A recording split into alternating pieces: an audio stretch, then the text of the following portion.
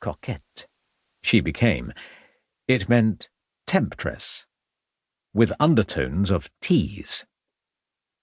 "What time is it?" Naked but for a silk blouse, Hedvika was still at the window, her back to the bedroom, her elbows on the windowsill, looking down at the street.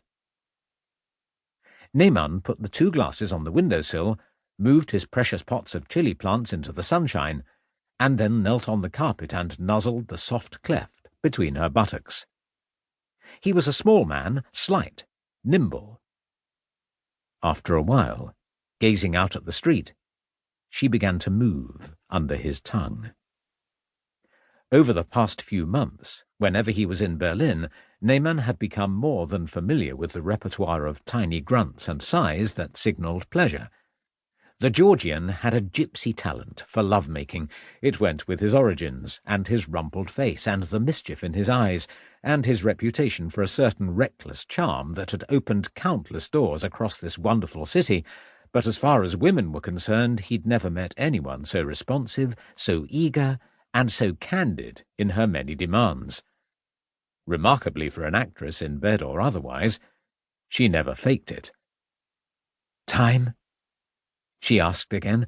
Nehmann was on his feet by now, unbuttoned, moving sweetly inside her. 2 minutes, he said.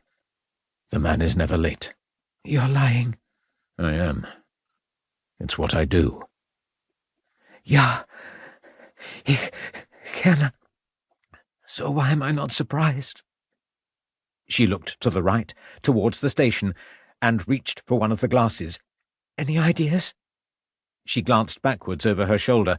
Nehmann smiled at her, and then shrugged. "She knows I lie. Everyone lies.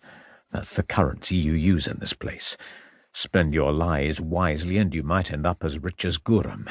In Prague, that might count as a sin. Here, it keeps a head on your shoulders and buys you champagne." Outside the window, the gigantic crowd was beginning to stir.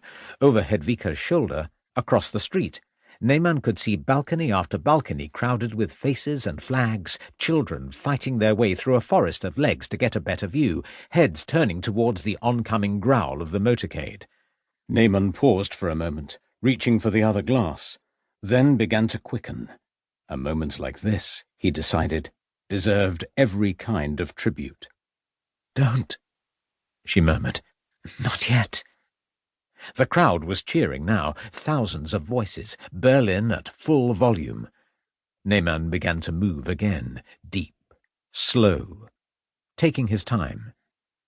Then he murmured an apology and withdrew for a second or two. Hedvika, he suspected, had barely registered his absence. At a moment like this, like every other spectator, she was in the hands of a quite different experience, no less overwhelming. Nehmann was right. The blouse she'd thrown on earlier had become unbuttoned, but she didn't care. She leaned forward over the windowsill, her slender arms outstretched in welcome.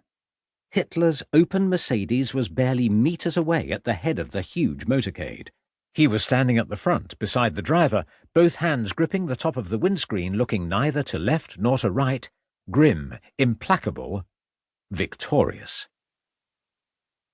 Other women might have wanted him to smile for once, to risk one of those natural moments of warmth the newsreel cameras sometimes caught at the Berghof when he was playing with somebody's children, but not Hedvika. Berlin had been a good swap for Prague. Her heart was bursting for this man-god who'd shown the rest of Europe just who was in charge. Berlin, indeed the whole of Germany, was getting no less than it deserved, thanks to the unbending figure below her window. "Heil!" she screamed. "Mein Führer!" The Mercedes moved on towards the Chancellery and the Brandenburger Tor, and in its wake came the long procession of equally sleek limousines, each one laden with more of the faces that Hedvika had come to know from their lingering visits to the studios. But these men she regarded as mere walk-ons, riff-raff, nobodies, bit-part players in the unfolding triumphs of the Reich. Hitler, to his great credit, never stooped to studio visits. She peered to the left and offered a last wave to her departing Führer, and then, as the crowd began to thin, she looked down towards the pavement. Hitler gone, there was an emptiness deep inside her, and she...